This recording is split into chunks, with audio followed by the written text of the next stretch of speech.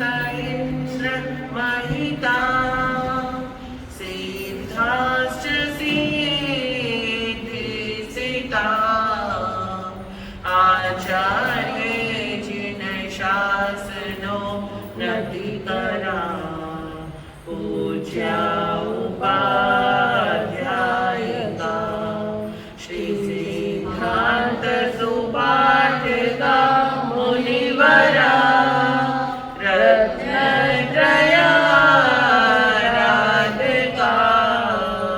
पंचैते परमेष्ठिनं प्रतिदिनं कुर्वन्तु नो मङ्गलम् कुर्वन्तु नो मङ्गलम्।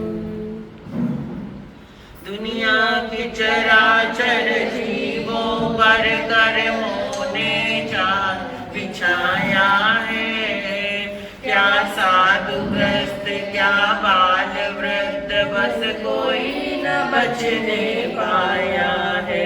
अति शुभ कर्मों के आने से संतों का समागम मिलता, जिनवाणी श्रवण करने से दुख जन्म मरण का मिटता है, दुख जन्म मरण का मिटता। सर्वप्रथम वितरक प्रभु महावीर के पावन चरण कमलों में कोटि कोटि वंदन। परम श्रद्धेय परम वंदनीय परमाराध्य पूज्य सभी आचार्य भगवंत उपाध्याय भगवंत गुरु भगवंतों के पावन चरण कमलों में शत शत वंदन। उपस्थित भव्य जीवात्माएं आप सभी का इस भगवान महावीर की धर्म सभा में हार्दिक हार्दिक अभिनंदन है। जैसा कि कल आपके समक्ष एक चर्चा चली थी,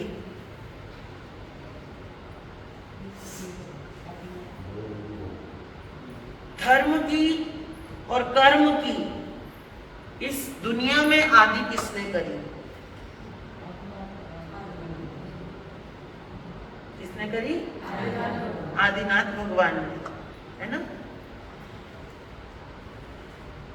क्योंकि हर काल में कितने आर्य होते हैं? कल आप लोगों ने सुना था ना, 6 आर्य होते हैं। आपसे पूछूं तो बोलना, इधर इनको भी सिखाना है थोड़ा सा। पहले आर्य का क्या नाम है? कल बताया था, पहले आर्य का क्या नाम है? आपने भी सुना था? बताओ, पहले आर्य का क्या नाम है? हाँ? सुखम सुखम, डबल सुख। दूसरे आर्य का नाम सुखम, सिर्फ सिंगल सुख। तीसरे आर्य का नाम पहले सुख फिर दुख, ज्यादा सुख और थोड़ा सा दुख। क्योंकि तीसरा आरा जब समाप्ति की ओर होता है तब प्रथम तीर्थंकर का जन्म होता है, बिल्कुल समाप्त होने वाला होता है। और उस समय जो तीर्थंकर जन्म लेते हैं उनका सबसे पहला कर्तव्य होता है कि संसार को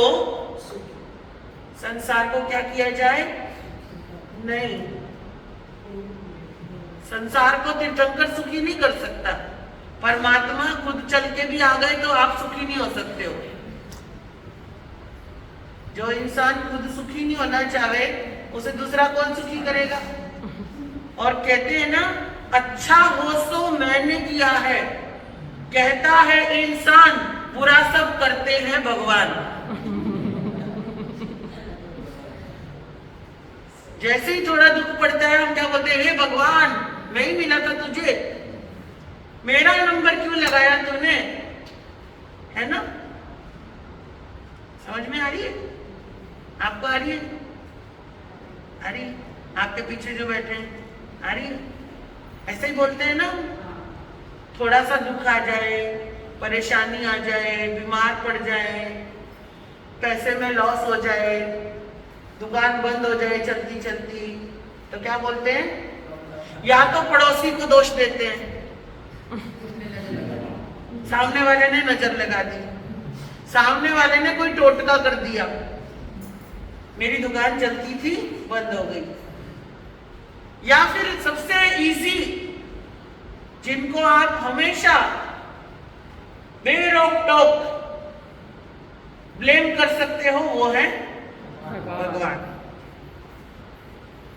तीर्थंकर का जन्म होता है कर्म भूमि को शुरू करने के लिए। इसके लिए कर्म भूमि को शुरू करने के लिए। कर्म भूमि कितने प्रकार की है? 3 प्रकार की है। कितने प्रकार की है?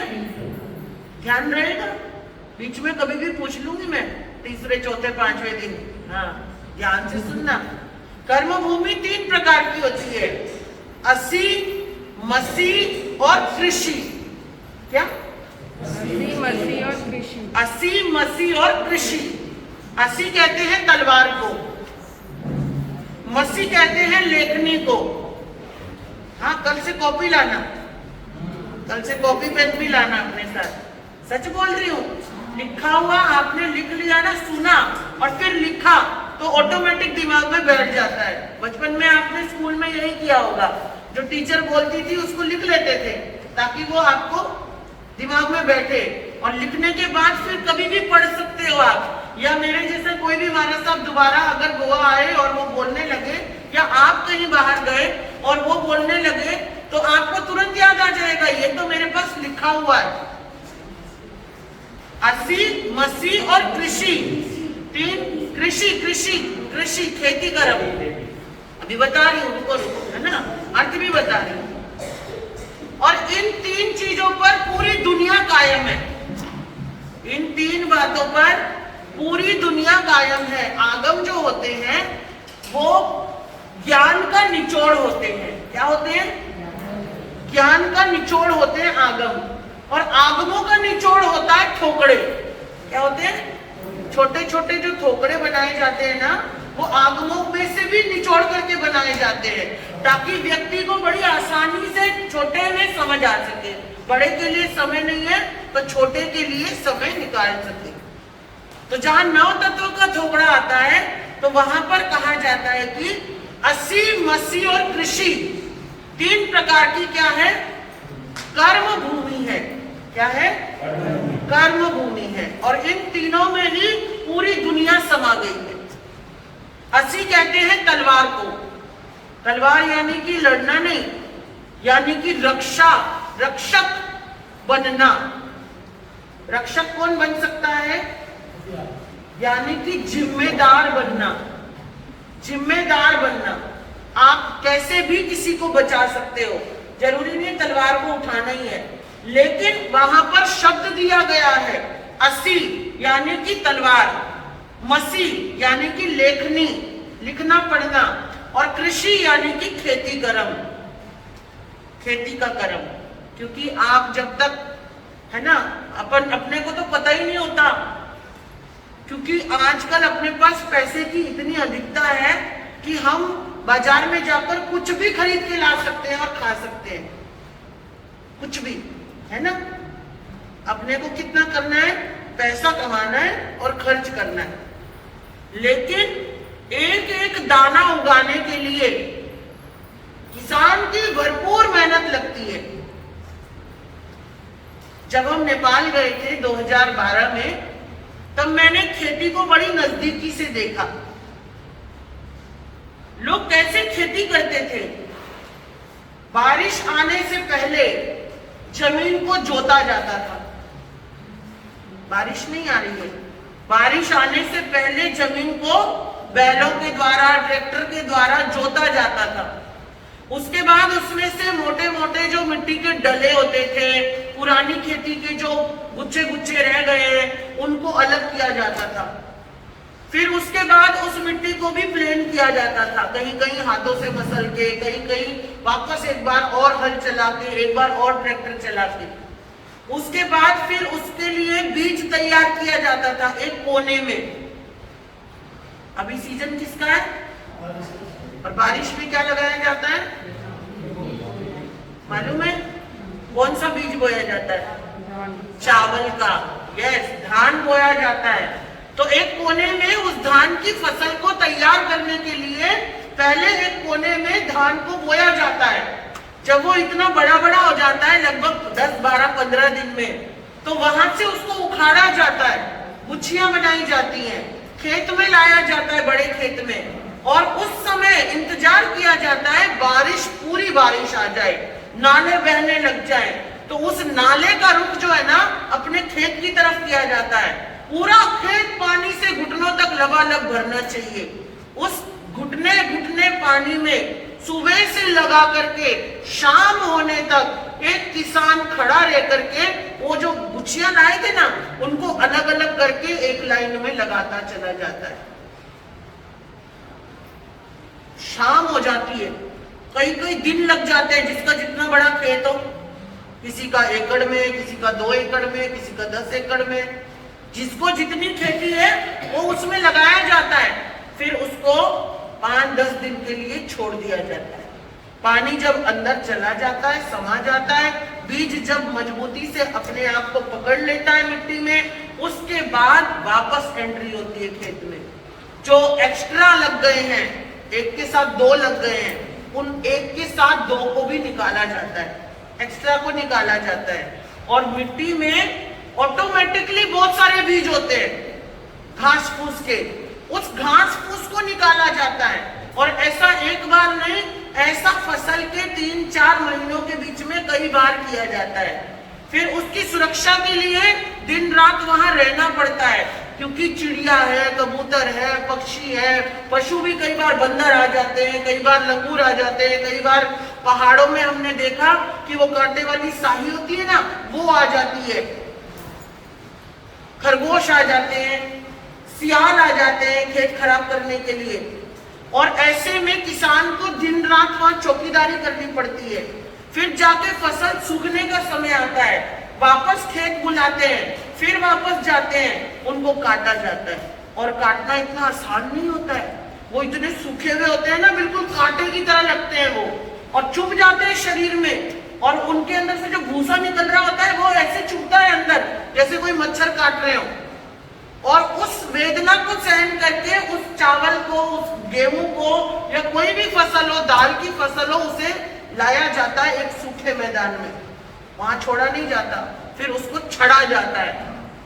छड़ा जाता है, छड़ने के बाद उसमें से चावल अलग और वो जो उसके सिखंडे हैं वो अलग हो जाते हैं। फिर वहां नहीं छोड़ा जाता है वापस, क्योंकि अभी इंडिया में तो प्रोग्रेस बहुत हो गई है, मैंने तो नेपाल की बात बता रही हूँ। लकड़ी के बड़े बड़े हत्थे बनाए हुए उन्होंने ऐसे, और उस हत्थे के अंदर एक छोटा गोला होता है, जैसे ओखली होती है ना अपनी, तो वो होता है। पैरों से खड़े होकर माताएं बहनें चावल डालती जाती हैं और छिलके को अलग करती जाती है और चावल को अलग करती जाती है। फिर उसको कट्टे में भरा जाता है, पैक किया जाता है, बेचने वाले बेचते हैं, खाने वाले खाने के लिए प्रयोग करते हैं। आप क्या लाते हो खरीद के?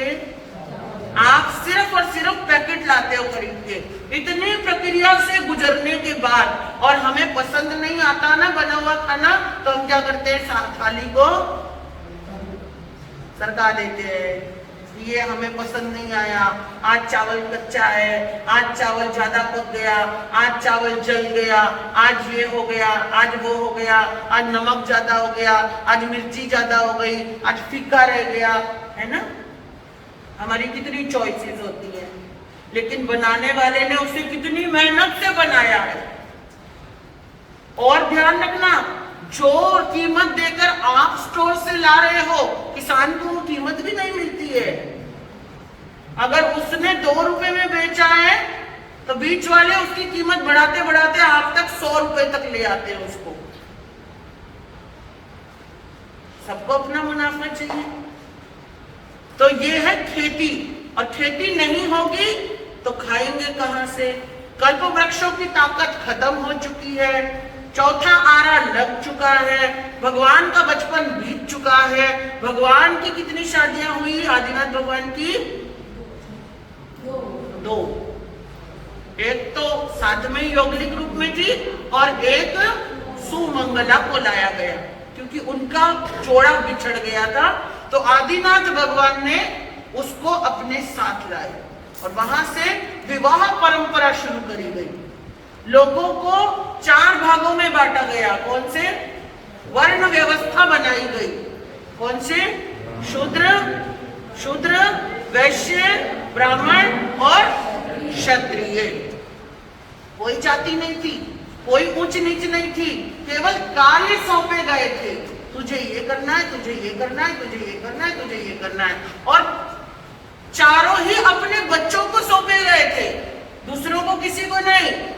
लीडरशिप में हर लीडर में अपना एक बेटा तैयार किया गया था, उसको ये चीजें सिखाई गई थी। कितने बच्चे थे भगवान के? 102। जल्दबाजी मत किया करो। 102, 100 बेटे और 2 बेटियां। उसके बाद भी नहीं रुके ऋषभदेव जी, उसके बाद आगे चले। उसके बाद आगे चले, अलग अलग छोटे छोटे राज्य बनाकर दिए गए। राज्य बनाकर दिए गए क्योंकि आदिनाथ भगवान की आयु जानते हो कितनी थी? हैं? हाँ, 84 क्या लाख? 84 लाख योनि। मैं उनकी आयु पूछ रही हूँ, आयु, उनकी एज कितनी थी? 84 लाख पूर्व की आयु थी। कितनी थी? पूर्व की आयु थी। एक पूर्व कितना होता है? करोड़ को करोड़ से गुना किया जाए। कितना?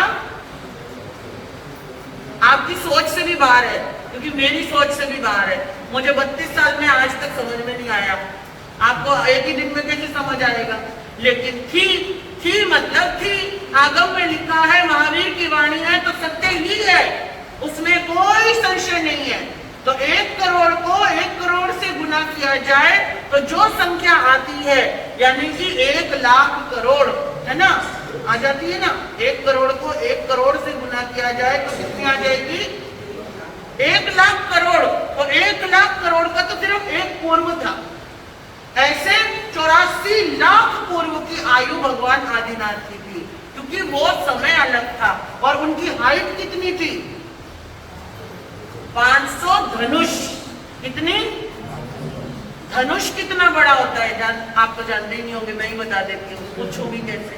आप जानते हो? 6 फुट का नहीं है? 1 हाथ का 1 धनुष नहीं, इसे हाथ बोलते हैं। ये 1 हाथ है, मेरी हाइट का ये 1 हाथ है, आपकी हाइट का आपका हाथ है, ठीक है? तो ये 1 हाथ है। ऐसे 7 हाथ का 1 धनुष होता है। ऐसे 7 हाथ का 1 धनुष होता है। और ऐसे 500 धनुष की हाइट थी आदिनाथ भगवान की। वो समय अलग था, वो लोग अलग थे। वहां आयु और सहनन, वहां आयु और ताकत हमसे लाखों गुना ज्यादा थी। और वैसे भी तीर्थंकर के लिए कहा जाता है महा अतुल बली नर, शूरवीर और धीर। भगवान के लिए कोई उपमा नहीं है, क्योंकि वो इतना बलशाली होते हैं कि उनका मुकाबला दुनिया तो छोड़ो, देवलोकों के इंद्र भी नहीं कर सकते हैं। और उसका छोटा सा उदाहरण आपने हमेशा सुना होगा कि जब भगवान महावीर का जन्म हुआ था तो उनको कहाँ ले गए थे? मेरू पर्वत पर ले गए थे। और 64 इंद्र मिलकर उनका स्नान करा रहे थे। शक्रेंद्र की गोद में वो बैठे हुए थे। सौधर्मेंद्र, पहले देवलोक के इंद्र जो है ना, उनकी गोद में उनको नन्हे से बच्चे को ऐसे लिया हुआ था।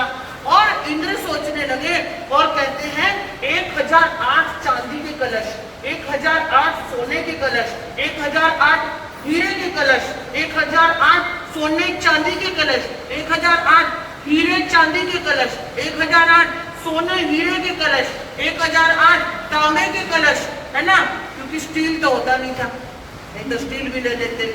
और 1008 मिट्टी के कलश। इतना पानी देवलोकों के देवता लाए थे। और देवलोकों के नहीं आए थे, उसमें असुरेंद्र भी आए थे, उसमें चमरेंद्र भी आए थे, भवनपतियों के इंद्र थे, 10 के 10, 64 इंद्र थे ना, और सभी लाए थे सबके। और इंद्र तो खुद लाएगा नहीं पानी, पानी कौन लाएंगे? उनके जो सेवक देवी देवता हैं। तो इतना पानी जब आया और प्रत्येक को स्नान कराना था भगवान को, क्योंकि कोई भी अच्छा काम होता है, आप भी सोचते हो ना मेरा भी हाथ लग जाए, मेरा भी हाथ लग जाए, मेरा भी हाथ लग जाए, है ना? तो सबको स्नान कराना था, सब अपना अपना कलश लाए थे। और कहता है आगम कि वहां पर शकरेंद्र के मन में एक विचार आया, ये तो नन्नू सा बालक है, ये तो छोटा सा बालक है, और इस छोटे से बालक के ऊपर इतना पानी डाला जाएगा, ये सहन कर पाएगा क्या? क्या आया क्वेश्चन? इस छोटे से बालक पे इतना पानी डाला जाएगा, ये सहन कर पाएगा क्या? और बालक कौन था?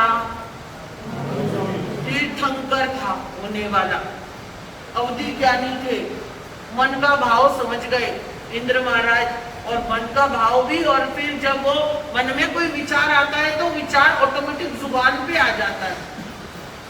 आपस में चर्चा चल रही थी, भगवान ने सुना, और सुन करके भगवान ने, वो बोल तो सकते नहीं थे, अभी अभी पैदा हुए थे, बोल तो सकते नहीं थे, कुछ नहीं किया उन्होंने, सिर्फ अपने वो जो पाँव था ना, वो छोटे से बच्चे को आप हाथ में लेते हो तो बच्चा हाथ पाँव चलाता है अपने, तो वो पाँव था ना, वो सिंहासन के हत्थे के ऊपर आ रहा था उनका पाँव, और उन्होंने उस पाँव की छोटी सी उंगली, सबसे छोटी उंगली, उससे उस हत्थे को बस इतना सा दबा दिया। छोटे बच्चे के पाँव होते हैं ना, बच्चा अपने पैर से थोड़ा सा मशक्कत कर रहा होता है, तो उसने उस छोटी सी उंगली से सिंहासन का हत्था दबा दिया, और जैसे ही सिंहासन का हत्था दबाया, पूरा मेरू पर्वत डोल गया, हिलने लगा, तूफान आ गए, पर्वत गिरने लग गए, नदियां उछाल मारने लग गई। ये अचानक क्या हुआ? क्योंकि भगवान का जन्म तो आनंद देने के लिए होता है, ये विपत्ति कैसे आ गई? और फिर इंद्र ने अवधि ज्ञान का प्रयोग किया, ये क्या हो रहा है भाई, सडनली अचानक क्या हो गया? ये देखा तो क्या देखा, ये मेरी गोद का बच्चा, ये तो इनका कारनामा है। फिर क्या विचार किया, ऐसा क्यों किया इसने? फिर ध्यान आया कि मेरी गलती है, मैंने इनकी ताकत पर प्रश्न उठाया, इसकी वजह से इन्होंने मेरे प्रश्न का ऐसे उत्तर दिया। समझ गए? तो इसलिए तीर्थंकर को कहा जाता है महा अतुल बली नर, जिनके बल की कोई तुलना नहीं की जा सकती। और ऐसे आदिनाथ भगवान की आयु कितनी थी? 84 लाख पूर्व की, और हाइट थी 500 धनुष की, और उनकी माता की आयु थी 1 करोड़ पूर्व की, मां मरु देवी की। तो कहने का अभिप्राय, असी, मसी और कृषि तीनों को भगवान ने बनाया, वर्ण बनाए, जाति नहीं बनाई, ऊंच नीच नहीं सिखाई, वो तो आपके और मेरे जैसों के मस्तिष्क के ख्याल है। इंसान को इंसान रहने दिया, और उन्होंने शिक्षा की तरफ ध्यान दिया। पुरुषों की 72 कलाएं, स्त्रियों की 64 कलाएं दिखाई, अपनी बेटी को सिखाई, बेटी ने फिर आगे दुनिया को सिखाई। इतना सब करने के बाद, राज्य भोगने के बाद, सब कुछ करने के बाद, आदिनाथ भगवान संसार में रुके नहीं रुके, कहाँ चले गए? दीक्षित हो गए, दीक्षा ले ली। दीक्षा लेने के बाद 13 महीने तक क्या रहे? मौन में रहे। 13 महीने तक क्या रहे? दीक्षा लेने से पहले 1 साल तक वर्षी दान दिया। कहते हैं उस समय में कोई भिखारी नहीं था, उस समय में कोई भिखारी नहीं था, लेकिन तीर्थंकरों का ये आवश्यक है कि वो 1 वर्ष तक दान देंगे ही देंगे। तो वहां पर कहते हैं आदिनाथ भगवान के लिए कि वो प्रीति दान देते थे, और लेने वाले उनसे प्रीति दान लेते थे, खुशी से लेते थे कि ये हमारे राजा हैं और राजा हमको कुछ दे रहे हैं, वो भिखारी नहीं थे वहां, लेकिन फिर भी उन्होंने दान दिया। ठीक है, पहली परंपरा जो शुरू करी वो किसकी थी? तीर्थंकर थे, जन्म से थे, लेकिन उन्होंने पहली परंपरा कर्म को प्रधान बनाया। दूसरी परंपरा कर्म करने के बाद दान करना सिखाया कि आपने केवल अपने लिए ही नहीं रखना है, आपने क्या करना है? अपनी कमाई को दान में लगाना है, जरूरतमंदों को देना है। उससे क्या होगा? क्या होगा उससे? देने से क्या होगा? और भगवान ने पुण्य बढ़ाने के लिए दान का रास्ता नहीं बताया। धर्म अगले जन्म में बैंक बैलेंस मिल जाएगा आपको वापस।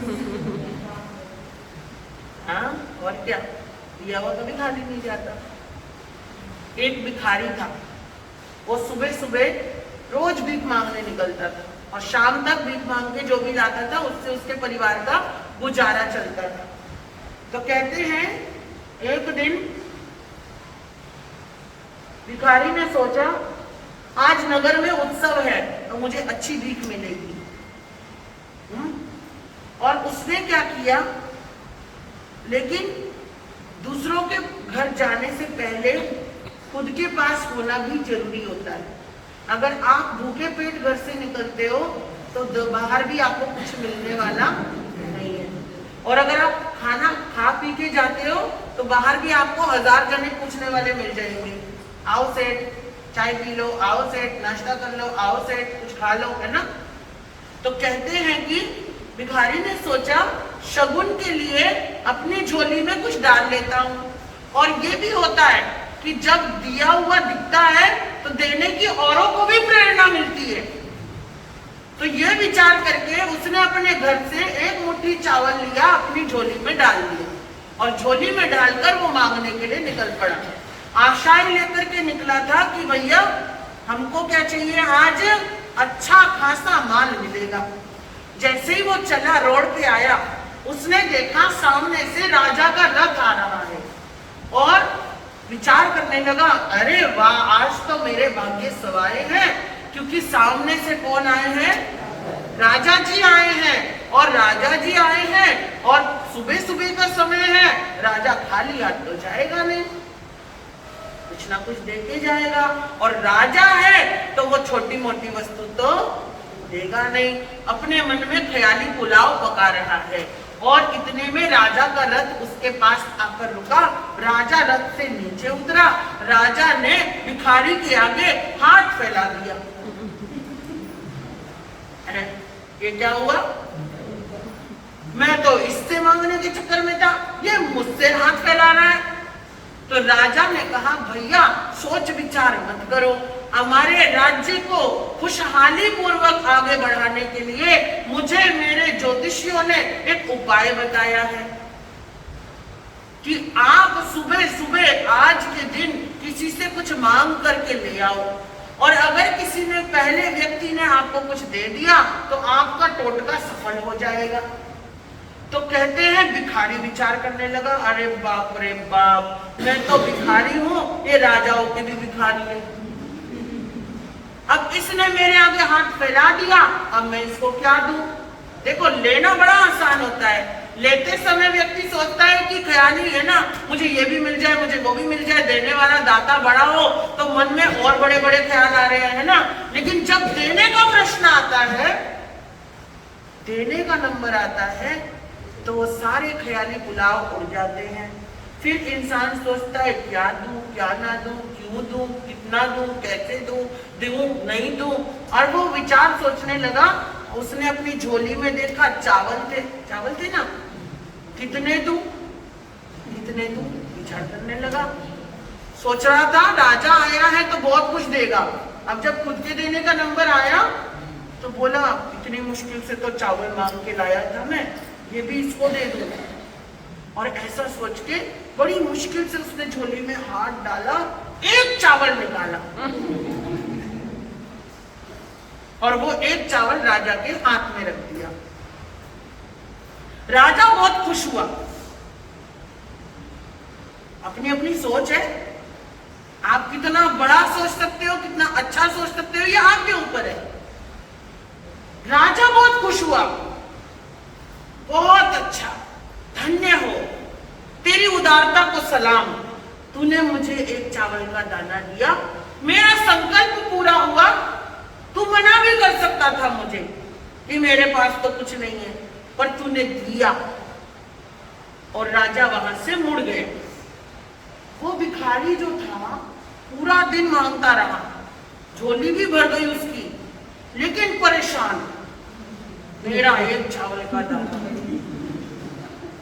मेरा एक चावल का दाना।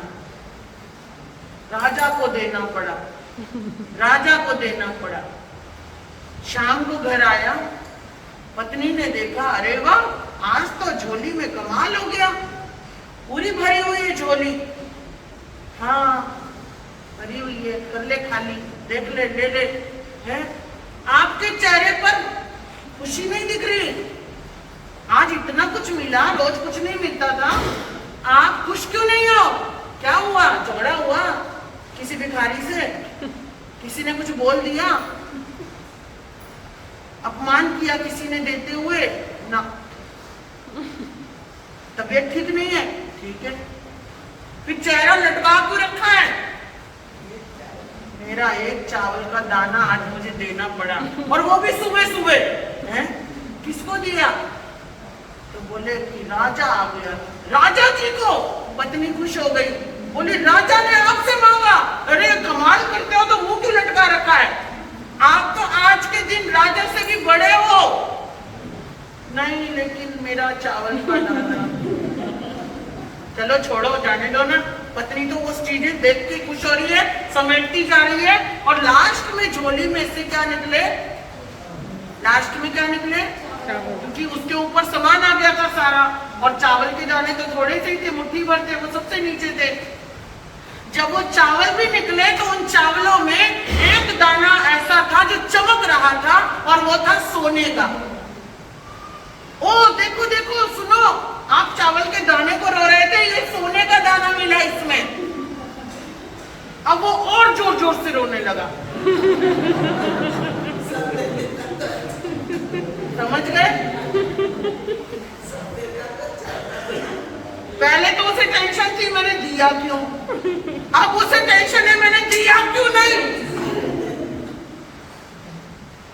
मेरे जैसा मूर्ख कोई होगा? राजा मांगने आया और मैंने एक दाना दिया। दान की परंपरा, देने की परंपरा आपने और मैंने नहीं शुरू करी। ये किसने शुरू करी है? तीर्थंकरों ने शुरू करी है। और इसके पीछे का एक मकसद है, दिया हुआ कभी भी खाली नहीं जाता। दिया हुआ 100 गुना बढ़कर आपके ही बैलेंस में ऐड हो जाता है। कभी कोई मांगने आए, उसको खाली मत लौटाना, क्योंकि आपको दाता ने देने योग्य बनाया है, लेने योग्य नहीं बनाया। ये आपकी खुशकिस्मती है कि आपको मांगने के लिए हाथ फैलाना नहीं है, देने के लिए देना है। उस समय ऐसा लग रहा है कि मेरा जा रहा है, लेकिन उसके बदले में कितना मिलने वाला है ये आप भी अंदाजा नहीं लगा सकते। लेकिन इस लालच के लिए भगवान ने दान की परंपरा शुरू नहीं करी है। भगवान ने दान की परंपरा क्यों शुरू करी? चलो कल सोच के आना। घड़ी तो बढ़ रही है। मैं तो बता ही दूंगी आसानी से, मेरे को तो आपने बिठाई रखा है बताने के लिए। नहीं नहीं, फिर भी सोचने दो, सोचने दो, थोड़ा तो दिमाग लगा। आपको भी सोचना है, आप भी सोचो कि भगवान ने दान की परंपरा को क्यों शुरू किया और स्वयं से शुरू किया। महावीर हो, ऋषभदेव हो, शांतिनाथ हो, कुंथुनाथ हो, अरयनाथ हो, अजितनाथ हो, मल्लीनाथ हो, पार्श्वनाथ हो, 24 के 24 तीर्थंकरों को आवश्यक होता है, दीक्षा से पहले 1 वर्ष तक वर्षी दान करते हैं और रोजाना नित्य प्रतिदिन 1 लाख कितनी 1,84,000 है ना सोनइयों का दान करते हैं। चांदी वाली ये वो अटरम बटरम बर्तन मिक्सी फिक्सी कूलर फ्रिज नहीं, खाली सोने की मुद्राएं दान करते हैं और 1 साल में उनका लगभग 1 अरब 88 लाख 3 अरब 88 लाख ऐसे कुछ गिनती है, कल सोच के बताऊंगी। तो वो उनका 1 साल का दान होता है, समझ गए?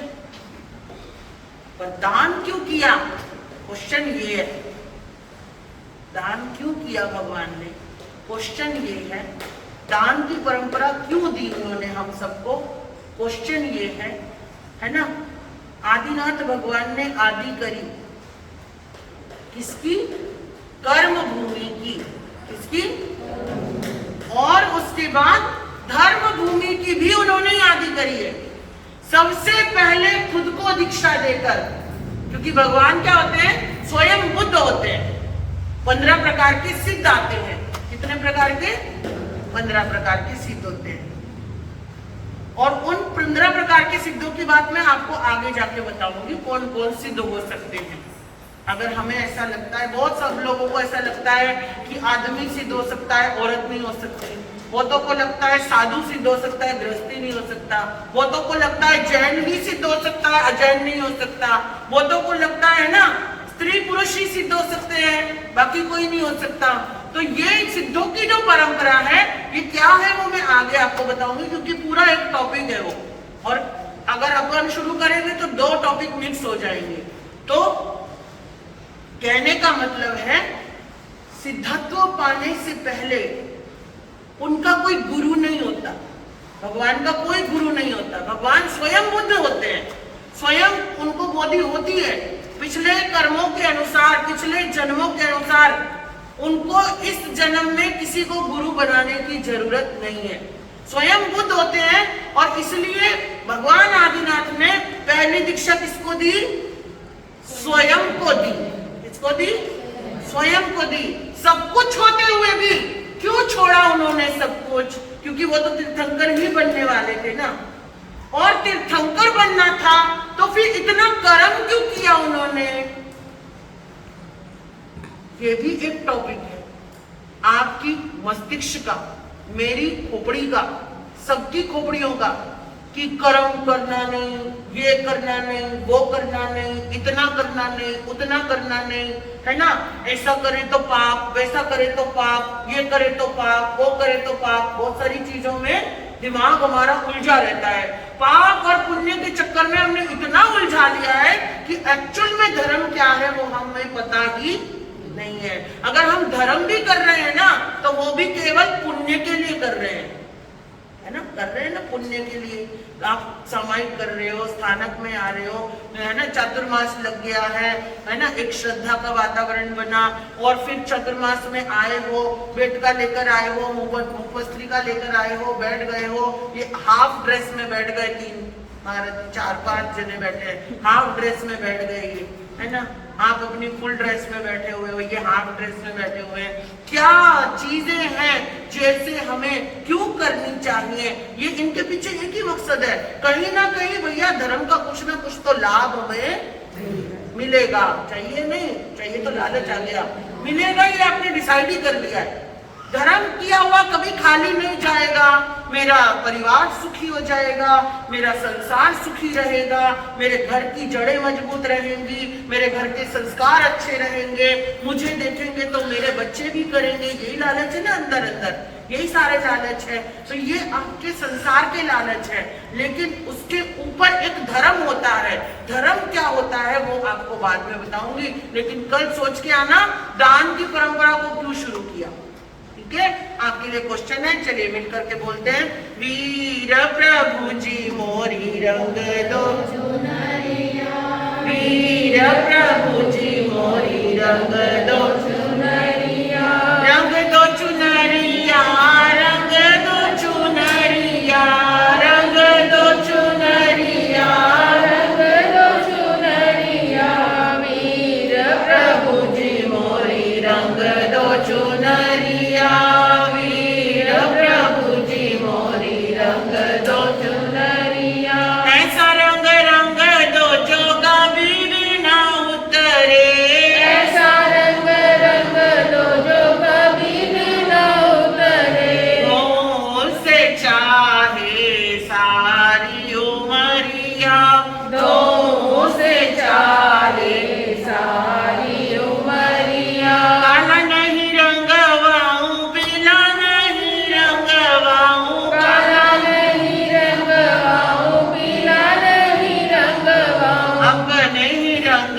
में रंग दो चुनरिया अपने ही रंग में रंग दो चुनरिया बिना रंग रंगवाए कभी भी ना जाएंगे बिना रंग रंगवाए कभी भी न जाएंगे बीत जाए चाहे सारी उमरिया बीत जाए चाहे सारी उमरिया सारा जग रूठे मेरे वीर जी ना रूठे सारा जग रूठे मेरे वीर जी न रूठे सारा जग रूठे मेरे गुरु जी ना रूठे सारा जग रूठे मेरे गुरु जी न रूठे रूठ जाए चाहे सारी नगरिया लूट जाए